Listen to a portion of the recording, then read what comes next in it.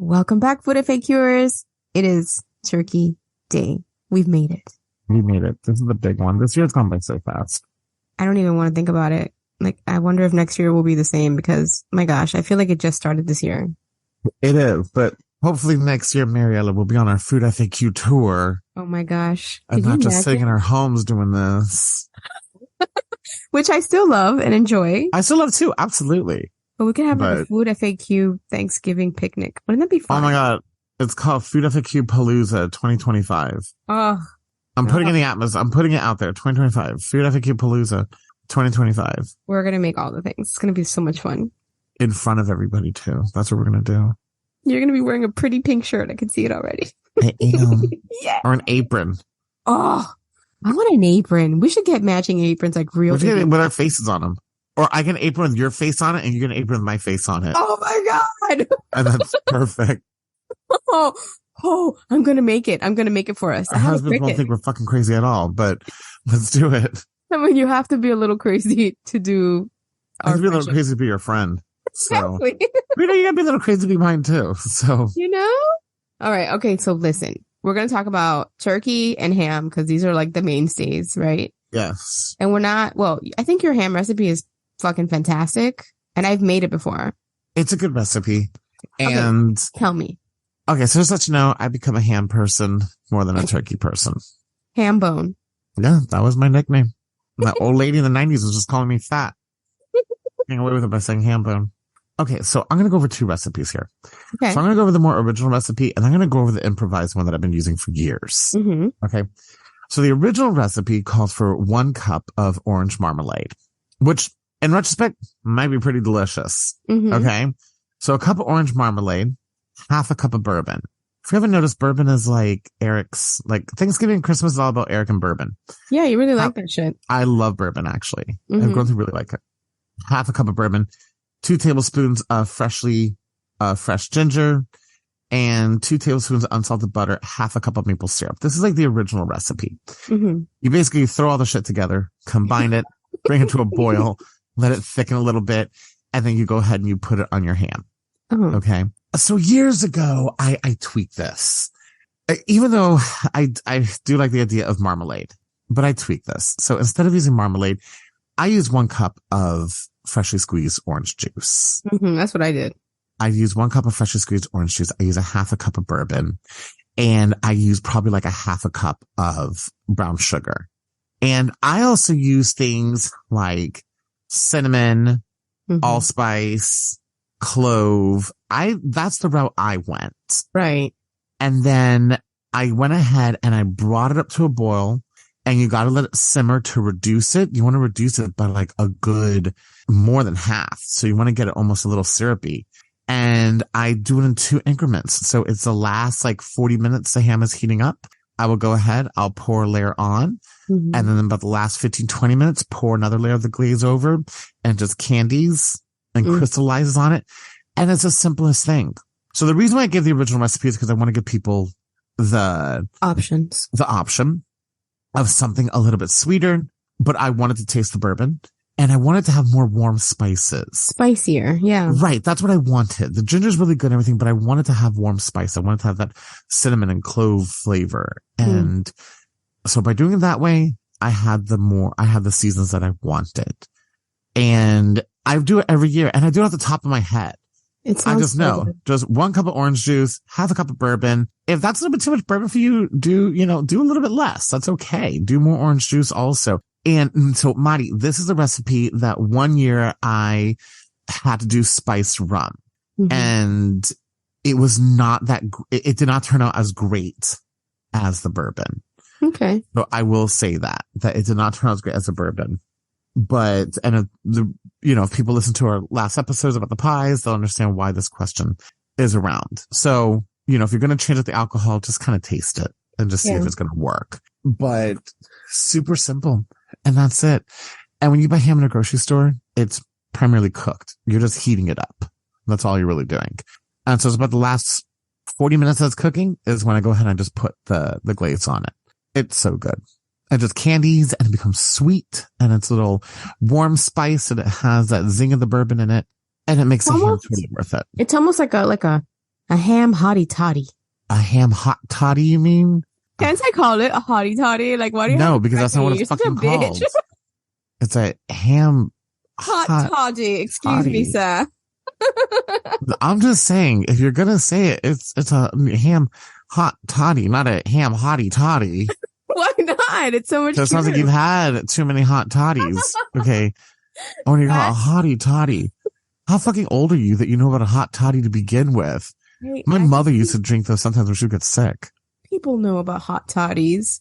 And now I brought it into today by calling it a hottie toddy, and you're shitting all over my parade. That's fucking stupid. Because it sounds like you're walking around because you're at the age where you're walking around with a robe on, you know? I'm not. With your hot toddy because the house mama go to sleep. I don't even drink, you fucker. You know? Well, life has changed, hasn't it? Absolutely. So, you know. But that's what old ladies drink when they don't drink anymore. I'm going to call it hot toddy ham, and I think that is so cute. And when we make millions off hot toddy ham, I'm going to ask for 75%. Fucking hot toddy ham, Mariela. How about calling it candied ham or something like that? Like, cause the fucking candy's on the ham. Oh my God. 75% of hot toddy ham is going to go to me. Okay. All $30. I'll give it to you. Okay. So I really like your ham idea. And I know that the turkey, like we have been saying all along, is really not the backseat driver. It's the passenger on the turkey. No, on the Thanksgiving tree. Yeah. Cause we've been talking about this whole time. It's the side dishes. Yeah. Like the turkey to me is the side dish. Everything else is a main squeeze, bitch. Yeah. It is. What is that called when that South Park episode when they talk about the bottom bitch, you know? No. I have literally no clue. That's the main prostitute for a pimp. Like his favorite is a bottom bitch. And I learned that from South Park. So if it's not true. I only remember the prostitute episode that they had. I think they hired a prostitute for, I don't know if it was Butters or something like that. But anyways, her name was Nut Gobbler. So that's going to be the name of our turkey recipe. Nut Gobbler. I remember her name was Nut Gobbler. Oh my God. Okay. So our Nut Gobbler recipe is not too different from our spatchcock, right? We're just making a compound butter. You get your turkey, however big you need it. You know, there's so many guides online. Like you don't need me telling you. You can just Google how many pounds per person. I think it's like 1.5 pounds a person. 1.5 pounds a person. Yeah. So you do that, right? And then you decide how much butter you want and like times 2, because you're going to put butter under the skin, over the skin, around the freaking woods, like everywhere. And it's so important that you do this because otherwise your turkey's going to taste like more shit than it should. Right. So when you're adding spices and stuff, it's nice to add it to the butter because it gives us a place to go. So what would you add, Keeter? I think sage to me is classic. So I think I'm very vanilla. I don't want to say I'm basic. You are. But I am classic when it comes to this.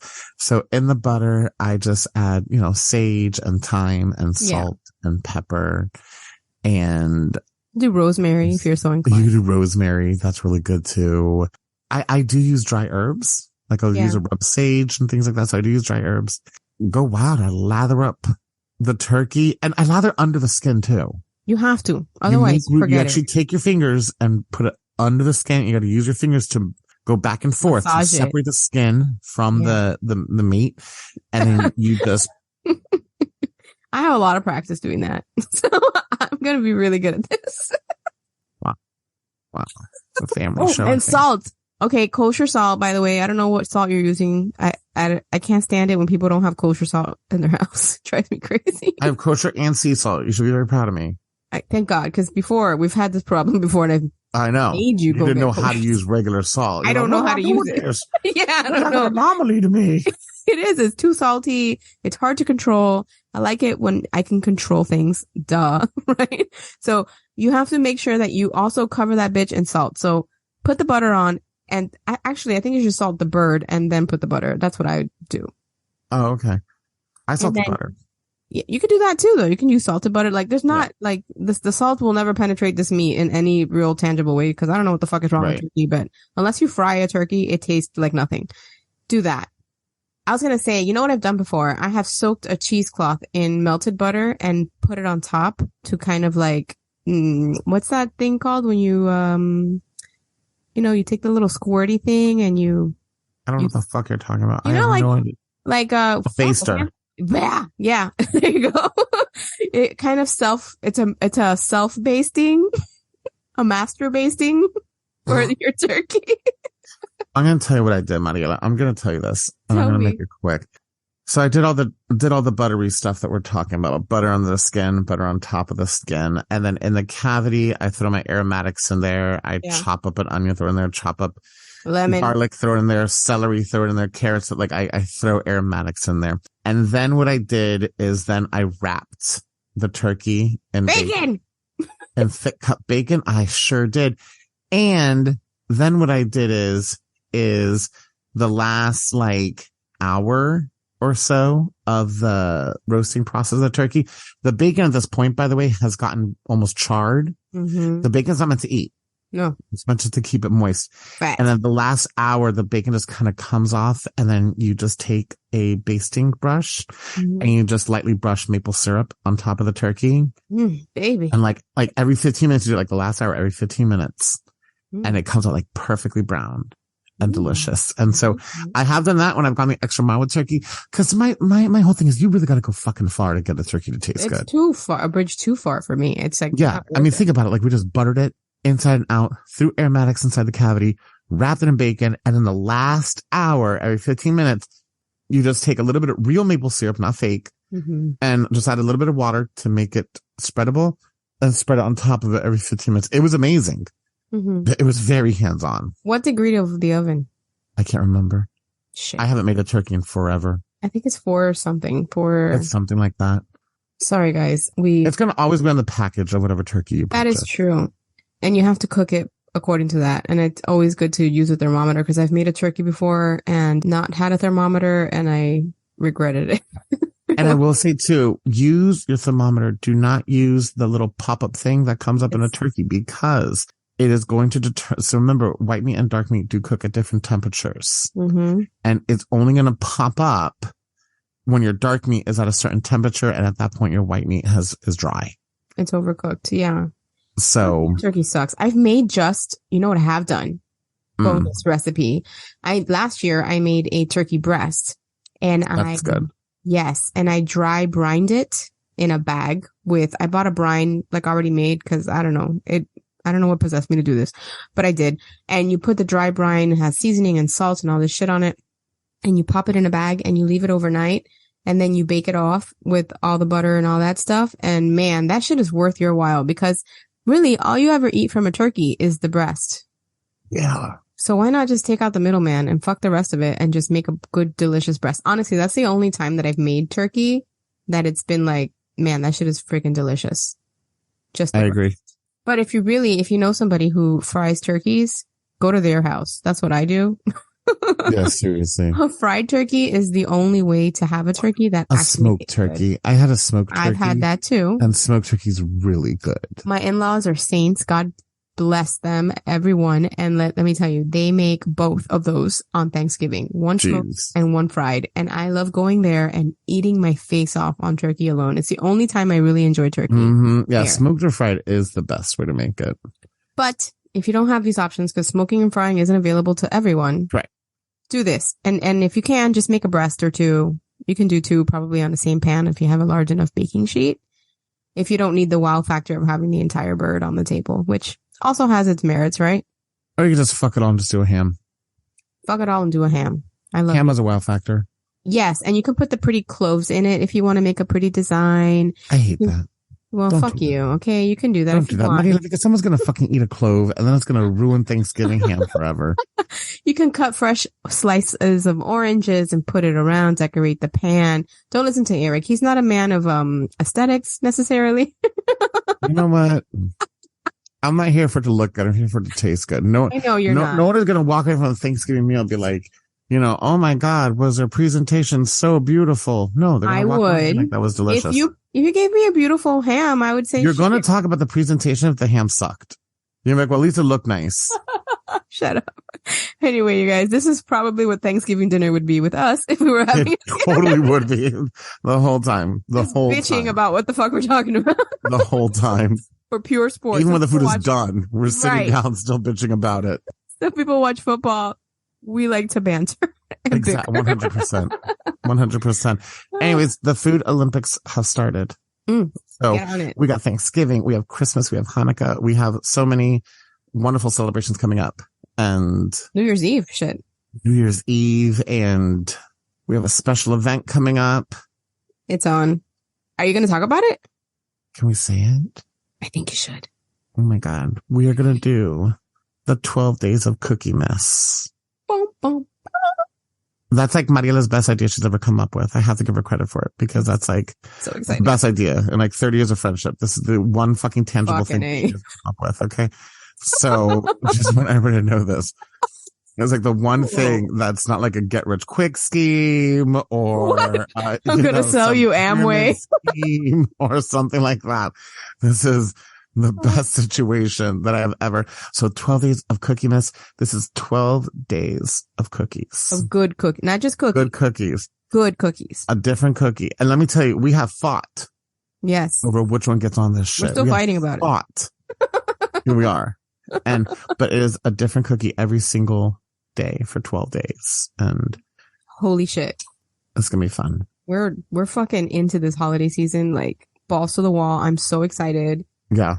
And like Thanksgiving is right around the corner. It's like next week. We have got you guys prepped. Christmas is going to be fucking phenomenal. And even Christmas dinner is going to be phenomenal because we're not doing regular schmegular shit. We're going to really hype you up. And Thanksgiving and New Year's Eve is going to be a great celebration. Oh, just can't wait. It's going to be great. So listen up. You guys are loving these episodes and we love making them for you. Share with your friends. Don't forget to leave us a 5-star review. Sign up for our emails. We have so much stuff, I should say, ready for you guys. Well, now you're worried about your profanity. Now I'm ready. I know. What a fucking hypocrite. All right, you guys, we love you. Have a fantastic Thanksgiving and we are going to make Christmas spectacular too. Bye guys.